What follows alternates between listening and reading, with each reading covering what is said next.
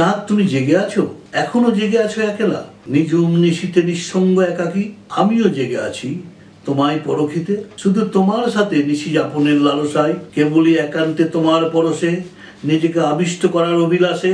তুমি বিরাজিছ স্নিগ্ধ নিশি গগনের ললাট শোভিত শুভ্র মুক্ত খচিত বিন্দি রূপে, নক্ষত্র তারাদল বেষ্টিত রূপ সভামণ্ডলে মনোরম আলোর মখমল গালিচা বিস্তৃত করে গভীর গহন রাতে ধরায় বিগলিত বনানী সমুদ্র পর্বতমালা কুসুম কুঞ্জের তৃণসজ্জায় মোহময়ী। শ্বেত চন্দন লিম্পন করিছ তোমার রূপলি জোছনার মোহে উদ্ভাসিত উদ্বেলিত বাহু উদ্ধ উল্লাসে অপলক অবলোকনে মগ্ন।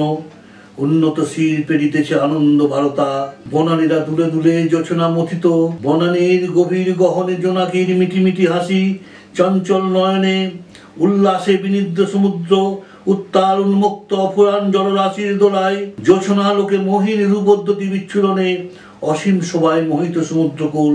মোহময়ী মায়াবী জোছনার স্পর্শে সুন্দর দিগন্তে আনন্দে নাচিতেছে উত্তাল ঢেউ, অনন্য তরঙ্গ সভা ধারায় মোহরূপী অপরূপ শোভায় মনোমোহিত সমুদ্রের অনন্ত জলরাশি। তুমি হৃদয় হরণী অহংকারী চাঁদ, তোমার শুভ্রালোকে উন্মত্ত বিশ্বজন, শান্ত স্মিত নির্জন নিশ্চুপ নিশীতে রূপলি হাসির আলিঙ্গনে ভরিছ জীবন। অন্তরিক্ষে ভাসিছে মেঘের পরশে, অপরূপ রূপে খেলিছে মনের হরসে। নিশি পোহাইলে হারাবো তোমায় জানি, একাকী হৃদয় রবে স্মৃতি হয়ে তুমি। নমস্কার। অ্যাকচুয়ালি একটু আগে থেকে বলতে হয় যে আমি যখন কলেজ লাইফে পড়তাম, আমি উত্তরবঙ্গ বিশ্ববিদ্যালয়ে পড়াশোনা করেছি, তারপরে কলকাতা ইউনিভার্সিটিতে এসেছি। উত্তরবঙ্গ বিশ্ববিদ্যালয়ে পড়াকালীন সময় থেকেই কলেজ লাইফে কলেজ ম্যাগাজিনে লেখালেখির একটা ন্যাক ছিল আমার। তারপরে কলকাতা বিশ্ববিদ্যালয়ে এলাম, সেইখানে যেমন লেখালেখির ব্যাপারটা একটু দুর্বল হয়ে গেল। পড়াশোনাটা শেষ করলাম, চাকরির খোঁজ করতে শুরু করলাম। কারণ হচ্ছে টেকনিক্যাল কোয়ালিফিকেশান, আমার যেমন জেনারেল কোয়ালিফিকেশান আছে, আমার কিছু টেকনিক্যাল কোয়ালিফিকেশান আছে। অ্যাকচুয়ালি উত্তরবঙ্গে চাকরির বাকরির খুব ক্রাইসিস ফ্রম ভেরি বিগিনিং, এখনও ক্রাইসিস, আগেও ছিল। চাকরি বাকরি খোঁজ, বর্ধিষ্ণু পরিবার থেকে এসেছি, একটা কলকাতার দিকে এসে থাকার খুব ন্যাক, আরও ভালো পড়াশোনা করবো, একটা চাকরি জোগাড় করার চেষ্টা করলাম। তারপরে চাকরি পেয়ে গেলাম, সেই আবার উত্তরবঙ্গে আমাকে চাকরি জয়েন করতে যেতে হলো। ওখান থেকে যখন ট্রান্সফার হয়ে চলে এলাম, আবার এদিকে প্রমোশন নিয়ে চলে এলাম, তারপরে এখানে আছি, এদিকেই বরাবর আছি। কিন্তু সাহিত্যটা আমি ছেড়ে দিইনি।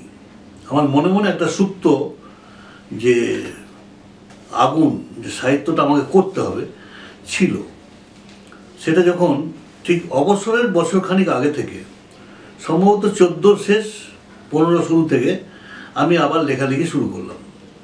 কিন্তু তখন আমার লেখাটাই হতো, কিন্তু কোনো যোগাযোগ পত্রিকা এইসব খুব একটার সঙ্গে আমি যুক্ত হতে পারিনি।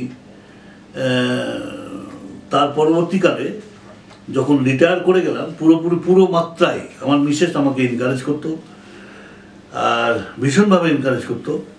আমরা মাঝে মাঝে আমার লেখা দেখতো, কোথাও কিছু পরিবর্তন করার দরকার থাকলে সেও করতো, এটা তুমি এইভাবে করে দাও। সেইভাবে এগোতে শুরু করলাম।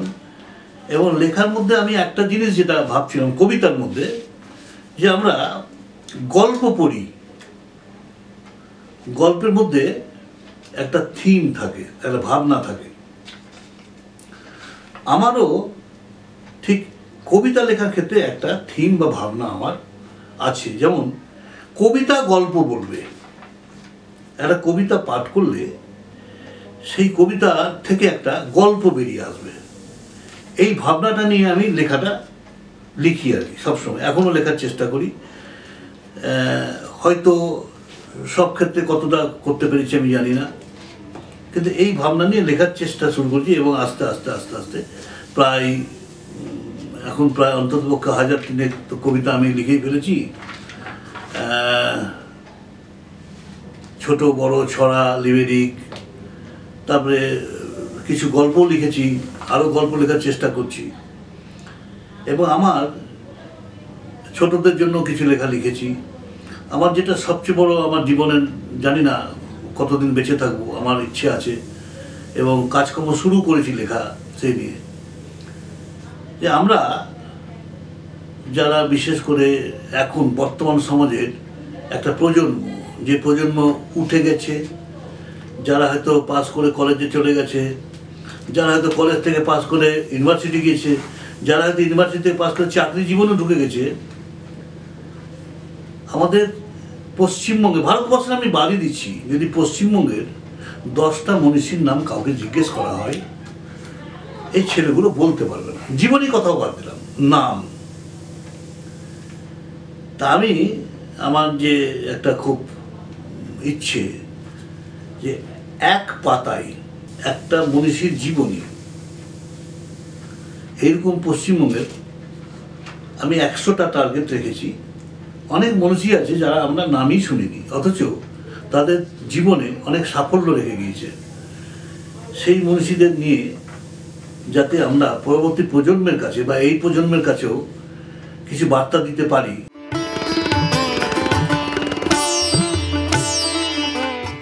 একমুখী ভাবনা আমার নেই। আমার কবিতার মধ্যে আপনি আমার বই যে কাব্যগ্রন্থ আছে পড়লেই বুঝতে পারবেন যে আপনি যখন কবিতা পাঠ করবেন, একটা লেখকের কবিতা যখন পাঠ করবেন, সব যদি একমুখী ভাবনা হয় তাহলে আপনি বোর ফিল করবেন। কবিতা বললাম যে এক একটা কবিতা এক একটা গল্প বলবে আমার। হ্যাঁ, আপনি যদি ধরুন চাঁদের নিয়ে একটা কবিতা বলে আপনি চাঁদের গল্পটা শুনতে পাবেন, যে চাঁদ, আকাশ, অন্তরিক্ষ, মেঘ, এই গল্পটা শুনতে পাবেন। আবার যখন প্রকৃতি নিয়ে যখন একটা কবিতা পাঠ করবেন আপনি আমার, যে প্রকৃতির কিছু গল্প আপনাকে বলবো। হ্যাঁ, আবার প্রেম নিয়ে, প্রেম ছাড়া কবিতা হয় না। প্রথম কথা হচ্ছে আপনি প্রেম নিয়ে যখন আবার কোনো কবিতা পড়বেন, ভালোবাসা নিয়ে কবিতা পড়বেন, একটা প্রেমের গল্প আপনি একটা শুনতে পেলেন, ওই কবিতার মধ্যে দিয়ে আপনি অনুভূত হলেন। এই কবিতাটার মধ্যে একটা প্রেমের গল্প লিপিবদ্ধ করা আছে।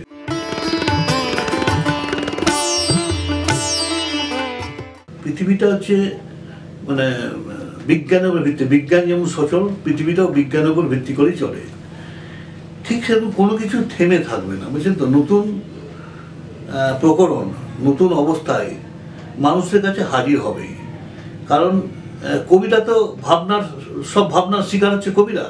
তাদের মস্তিষ্ক প্রসূত বিভিন্ন ভাবনা তার কলমের মধ্যে দিয়ে উপস্থাপনা করে। অতএব সেই ক্ষেত্রেও তাদের ভাবনা নতুন নতুন, অনেক কবির নতুন নতুন ভাবনা, অনেক লেখা, সে সমস্ত আসবে এবং থাকবে। আমিও কিছু কিছু লেখার চেষ্টা করি যাতে সেই ধরনের ভাবনা। তবে আমার মূলত যেটা ভালো লাগে যে সহজ সরল ভাষায়, সাবলীল ভাষায় যাতে মানুষের কাছে আমি কবিতাকে পৌঁছে দিতে পারি, মানুষের যাতে হৃদয়গ্রাহী হয়, পড়ে যাতে মানুষ ভালো লাগে, আনন্দ পায়, এবং সেইভাবে আমি কবিতাকে লিখে মানুষের কাছে পৌঁছানোর চেষ্টা করি।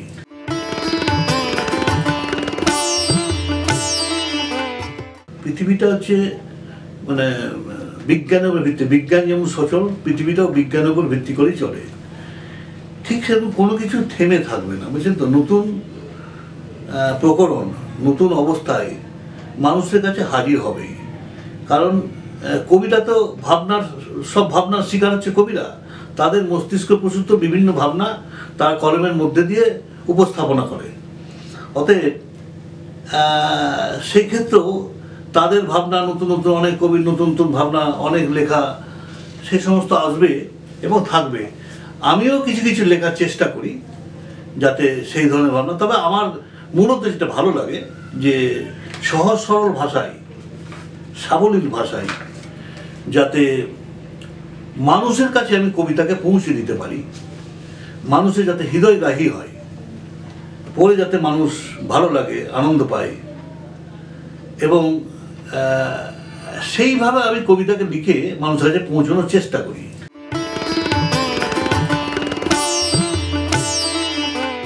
বাঁচার উপায় নেই, না, বাঁচতে হবেই, কবিদেরকে সে জায়গাতে পৌঁছতে হবে। আজকে মানুষকে যদি আমরা মানে সেই জায়গায় নিয়ে যেতে না পারি, কবিরা যদি সেই ভাবনার মধ্যে আবদ্ধ না থাকে, কবিরা যদি শুধু নিজের কথাই ভাবে, তাহলে কিন্তু বাঁচা যাবে না। তাই অতএব সেই জায়গায় কবিদেরকে ভাবতে হবে নতুন করে। যে তার মনের ভাষা ভাবনা কিভাবে প্রকাশ ঘটাবো। বিভিন্ন ভাষায় প্রকাশ ঘটানো যায়।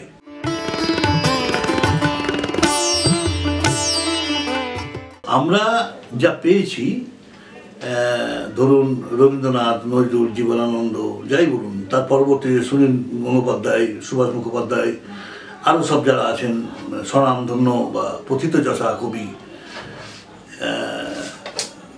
তাদের ভাষাটাকে আমরা ব্যবহার করে কিছু নতুন ভাষার সৃষ্টি হয়েছে ঠিকই, এবং আরও যত লেখনির মধ্যে প্রভাব বৃদ্ধি পাবে, যত লেখনী বৃদ্ধি পাবে, তত ভাষা বৃদ্ধি পাবে। না লিখলে ভাষা, এখন আপনারা কবি কোন অর্থে বলছেন জানি না, সবাই কবি হতে চায়, সবাই কবি হতে পারে না। অতএব যার ভাষা শৈলী, ভাষা জ্ঞান, ভাষা ভাবনা, ভাষা উদ্ভাবনার চিন্তা ভাবনা, নতুন ভাষা সৃষ্টি করার ক্ষেত্রে খানিকটা দখল, এগুলো না থাকলে পরে কবিতার মধ্যে নতুনত্ব আসবে না, পুরনো আঙ্গিকে কবিতা থাকবে। অতএব এগুলোকে সৃষ্টি করতে গেলে নতুন ভাষা আমদানি করতেই হবে।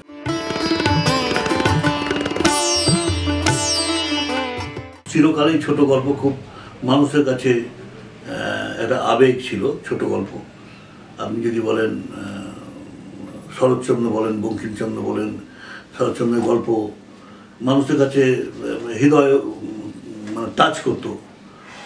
অতএব এখনো দেখবেন এই যে যুগটা আসছে বা যুগটা চলছে, আমাদের পরবর্তী যুগ যেটা আসছে, তারা কেউ বড় গল্প, অত ধৈর্য সময় মধ্যে তাদের কাছে নেই।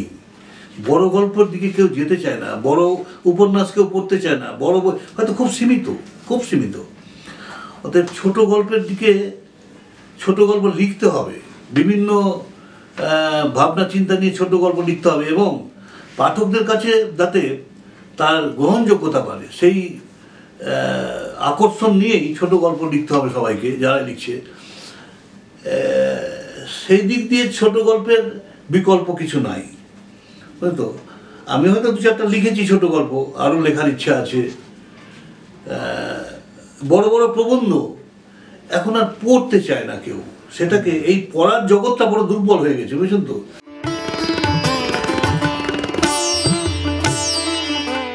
সফলতার জায়গাটা তো এখন বলতে পারছি না। যেটা মূল কথা, এই যে দর্শনের কথা বললেন, রবীন্দ্রনাথ আমাদের দর্শন, নজরুল দর্শন। যে যারা অতীতে সৃষ্টি করে গেছে, সেটাই আমাদের কাছে দর্শন। সেই দর্শনকেই আমরা অনুসরণ করে নিজস্ব কিছু সৃষ্টির চেষ্টা করছি।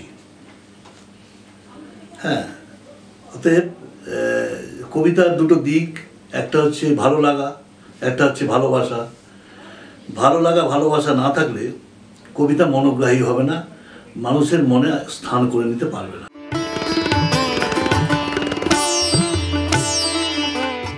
আমি অ্যাকচুয়ালি কবিতার বই একটা ইলিউশন যদি না থাকে, যে সমর্পিতা কি আছে বইটার মধ্যে, এই যে একটা আকাঙ্ক্ষা, আমার পরবর্তী যেটা বেরোবে আছে একটু ভালোবাসা, কেবলমাত্র ভালোবাসারই কবিতা দেখবেন। এই যে আমার আছে উর্মিলা আমার মায়ের নাম, আমার মায়ের নামে বইটা সমর্পণ করেছি। দেখবে ছোটদের কিছু লেখা আছে, একটু যারা 4, 5, 6 পড়ে, এরকম ছেলে মেয়েদের যাতে ভালো লাগে সেইভাবে কিছু লেখা আছে। অভিমানী প্রেম সম্পূর্ণ প্রেমেরই প্রায় কবিতা। আবার সমর্পিতাদের সব কিছু মিলিয়ে মিশিয়ে আছে। একটা আমি চাহিদা, আমাকে বলেছিল একজন, যে দাদা আপনি একটা ভূতের গল্প, হ্যাঁ অলরেডি ভূতের গল্প লেখা শুরু করলাম। একটা পত্রিকা আমাকে চেয়েছিল ভূতের গল্প দেবেন, ভূতের গল্প লিখলাম, কয়েকটা ভূতের গল্প লিখেছি। আবার পত্রিকা চাইলো আমার কাছে যে ভূতের কবিতা দিন। আমি একটা বই লিখে ফেলেছি ভূতের কবিতা, 20 ভূতের গল্প। তো ঠিক মানুষের প্রয়োজনের তাগিদে যদি আমার লেখনীটা ঠিক জায়গায় না পৌঁছই, লেখাটাই আমার সার হবে, কিন্তু সার বর্তা কিছু লেখায় থাকবে না।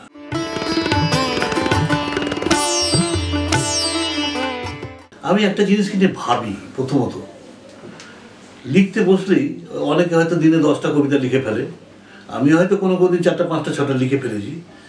আপনি দেখবেন যে প্রোডাকশন বেশি হলে কোয়ালিটি ভালো হবে না। তো আমি ভাবি, আমি আড্ডাবাজ লোক, আড্ডা মারতে যাই, গল্প করতে যাই, হাসি ঠাট্টা খেলাধুলা মানে বন্ধু বান্ধবের সাথে সব কিছু করে রাত্রেবেলা আমরা খেয়ে দিয়ে নিয়ে আমি হয়তো সেই ভাবনাটাকে কাজে লাগানোর চেষ্টা করি। আমি 1টা 1:30 2টো যতক্ষণ না শেষ হচ্ছে, 4টা বেজে 6টাও বেজে গেছে একটা কবিতা লিখতে, আমি কিন্তু লিখে যাচ্ছি।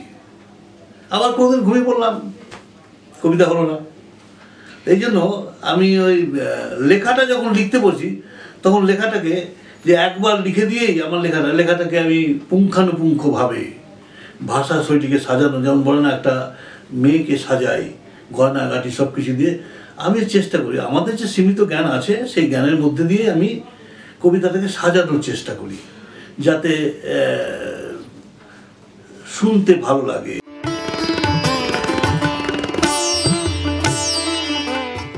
লেখার আগ্রহ, বুঝছেন, 1 নম্বর হচ্ছে লেখার আগ্রহ। যদি আপনার চাহিদা না থাকে, আমার লেখার চাহিদা না থাকে, আমার লেখার আগ্রহ থাকবে না। আমি হয়তো লিখে যাচ্ছি, আমি বলছি না এত কবিতা লিখেছি আমি, যে লাস্টে ভাবলাম যে ঠিক আছে আমার তো নেক্সট জেনারেশন, অন্তত যদি আমি লিপিবদ্ধ করে যাই, একটা বইয়ের মধ্যে সব কিছুকে রেখে যাই, তাহলে আমার নেক্সট জেনারেশন বলবে যে ঠিক আছে আমার দাদু কি ঠাকুরদা লেখালেখি করে কিছু কবিতা লিখেছে, তারা দেখতে গল্প লিখেছে, কবিতা লিখেছে, লিমেরিক লিখেছে।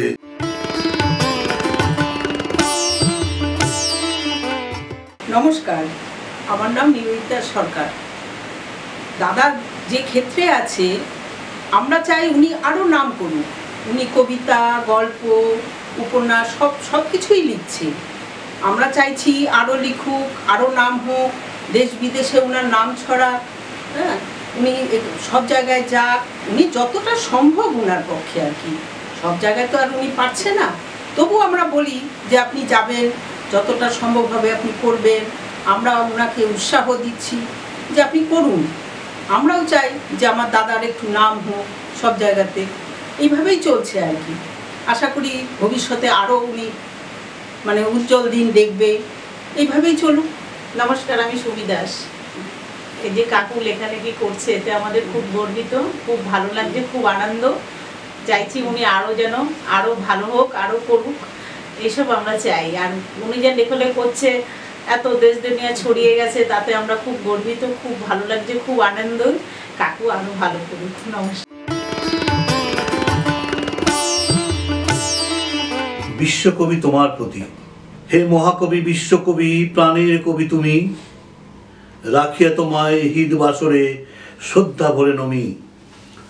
করজোরে অঞ্জলি ভরি তোমার সোহাগ মাগি, শ্রদ্ধা ভরে মহাসমাদরে মনের গহনে রাখি। একটু ছোঁয়া দাও হে কবি জ্ঞানের পরশ দিয়ে, নিবিতে নীরবে ভরিয়ে নিব তোমায় হৃদে পেয়ে। স্রোতস্বিনী পদ্মা গঙ্গা বেয়ে চলে অজানাই, তোমাকে পাবো হৃদয়ে মনে শুধুই তার আশায়। বিরামহীন স্রোতের সাথে অতল জলদি মাঝে, ছলাৎ ছলাৎ শব্দে তরি বয় নিরবধি সাঁঝে। লেগেছে হাওয়া তরির পালে মাস্তুলের মাথায়, সোহাগে ব্যাকুল বিবসে মন কখন ছোঁয়া পায়। নিবিতে নিবেশি আমার মন সুপ্ত অনুভবে, প্রবাহিছে মন তরির সাথে নিঃশব্দে নীরবে। কত পথ বেয়ে তরিখানা আজ শান্ত নদী মাঝে, দীপ্ত হয়ে দেখা দাও কবি আজি গধূলি সাঁঝে। কিবা অভিমানে কেন রও মোর হিয়া হতে দূরে, প্রাণের সাথে মিশে থাকো সকল হিয়াই জুড়ে। লিখবো আমি তোমার হৃদয়ের যত না লেখা কথা, যদি দাও দেখা কভুও কখন ঘুচবে মনের ব্যথা। হে মহাকবি একটিবার যদি গো পরশ পাই, উদাস বাউল তোমার সুরে অপরূপ গান গাই, বাউলের গানে মোহিত হয়ে তোমায় স্মরণী রোজ। হৃদাকাশ জুড়ে কত খুঁজেছি, পাইনি তবু খোঁজ। তোমাকে খুঁজি সে তো শুভ্র কাশের শারদ আকাশে, খুঁজেছি তোমায় ঢাকের শব্দে শিউলি সুরভি বাসে। জোছনা মাকা চন্দালোকে খুঁজি যে নিত্য রাতে, কতই খুঁজেছি বিনিদ্র নিশি সোনালী ম্লান প্রভাত প্রাতে। খুঁজি যে তোমায় বর্ষা মুখর দুর্যোগ ভরা রাতে, রিমিঝিমি বর্ষায় খুঁজেছি মেঘলা আকাশটাতে। ঝঞ্ঝা ঝরার বাদল ধারায় খুঁজেছি নিশি ভোর, শান্ত সরোবরের মাঝে খুঁজি যে নিরন্তর। বিশ্বকবি তোমাকে ছোঁয়ার আশায় ফাগুন দ্বারে, পলাশের বনে অনুভবী তোমায় শিমুলের বাহারে। মাতিয়া আছো কাকলিতে তুমি পাখিদের হৃদ জুড়ে, লালিমায় লাল দিগন্ত যেন লাল আচনে মুড়ে।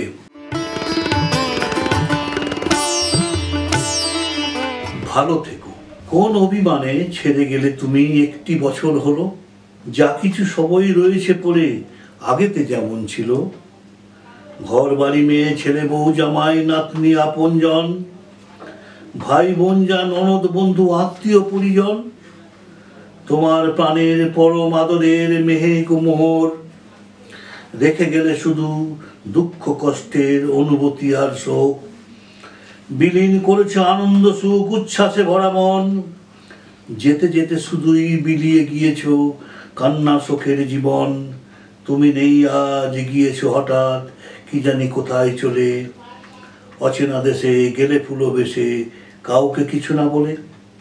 নীরবে নিবিতে নিশুতি রাতে নীরবতা বুকে ভরা, শুধু কান্নায় ভাসে যে দুচোখ নিরুপায় তোমারা। বড় অসহায় নীরবে কাটাই যন্ত্রণা নিয়ে বুকে, দুঃসহ ব্যথা কত সহ কথা পরে আর পরে মনে ঘুরে ফিরে। জানি না কোথায় চলে গেছো তাই কোন কোলাহলের দেশে, কি জানি কেমন আছো সেটা কোন সে সুখের বসে। অসীম আনন্দে সুখের জগতে রয়েছে সেটা ব্যস্ত, ভেবেছ কি কভু তোমাহারা হয়ে মোরা কত সন্তুষ্ট। দেখো না গো ফিরে হাতে গড়া নিরে, দূর হতেও কি মেরে পাড়ি দিয়ে গেছো সুখের সাগরে মোদের অসহায় করে। একটুও কি মনে পড়ে না গো অতীতের সুখ কথা, তবে কেন গেলে সব হেতা ফেলে শুধু দিয়ে প্রাণে ব্যথা। দেখো দেখো ফিরে একটি বারে একটু পিছন পানে, কত সুখ ছিল কঠিন জীবনে অনুভূতি আস্বাদনে। 4 দশকের কত জমা কথা অনুভবে সুখ স্মৃতি, কত সুখ দুঃখ অনটন আর অভিমান ছিল সাথী। তবে কেন মোরে অসহায় তরে রেখে গেলে করে একা, আমি নিরুপায় বড় অসহায় দেবে না কবু দেখা। তুমি তো মোরে রেখেছিলে ধরে সমাদরে হৃদ মাঝে, কত আনন্দ বিশ্বাস আর নির্ভর ছিল তাতে। সব সুখ ছেড়ে তবে কেন গেলে কোন অভিমানে বলো, অসহায় করে থুয়ে গেলে চলে কিবা অভিযোগ ছিল। আমি তো তোমাতে নিবিষ্ট ছিলাম, বিলীন তোমাতে ছিলাম, অমলিন দুই অস্তিত্ব তবে ছিন্ন কেন হলাম। কোন অভিমানে চলে গেলে কোথা সব কিছু ফেলে রেখে, তোমা ছাড়া এই ফ্যাকাশে জীবন কাটাবো কিবা সুখে। তোমার সংসার তোমার সন্তান যা আছে আপনজন, সকলই ব্যথা তুর তোমার মিনে আজ বেদনা হত মন। গাছগুলো কাঁদে কাঁদে প্রিয়জন, পাখিরা খাই না আর, ঘুরে ঘুরে খোঁজে ঘর ঘোর তোমার মেহেক মোহর। না বলা কথা বুক ভরা ব্যথা গুমড়ে গুমড়ে কাঁদে, দিদিন আসবে সে আশায় ওরা আজও মনে আশা রাখে। হেতা আছে যারা ব্যথা বুক ভরা নিত্য স্মরণী তোমায়, যেটা আছো তুমি খুব ভালো থেকো এ কামনা করি সবাই।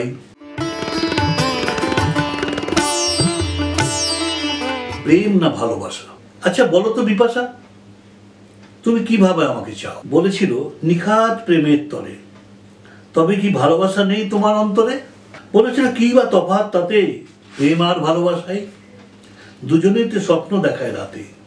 বলেছিলাম প্রেম কি অনন্ত অবিনশ্বর, শুধু কি রাত্রি জাগার আশায়? সে তো লোকাল ট্রেনের মতো, যে পথে যায় সে পথেই ফিরে আসে। আর ভালোবাসা প্রতীক্ষায় ঠাঁই দাঁড়িয়ে থাকে অবিচল বর্ষা মুখর রাতে, ছাতা হাতে ভেবে যায় অধীর উন্মাদনায়, রোজ ঝড় বৃষ্টি শীতে জীবনের তাড়নায়। তুমি নিশ্চয়ই দেখেছো রেল লাইনের ধারে বাতিস্তম্ভ, ভালোবাসায় দাঁড়িয়ে থাকে নিরন্তর প্রতীক্ষায়, সাঁঝের আধার সরিয়ে ভরিয়ে দিতে রোশনাই, শুধু রেল লাইনকে ভালোবেসে অসীম সহিষ্ণুতায়। শুধু প্রেম কি পারবে এই নিদারুণ নিষ্ঠুর ব্যস্ততায় অনন্ত অবিচল থাকতে হাসি মুখে নির্দ্বিধায়? প্রেম তো নেশাতুর জীবনের অনন্য অনুভূতি, ভালোবাসা চলার পথের দিশারি চিরসাথী।